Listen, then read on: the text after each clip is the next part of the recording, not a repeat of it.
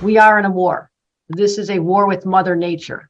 And she has been hitting us with everything she has. And this will go down in history as the most devastating storm in Buffalo's long storied history of having battled many battles, many major storms.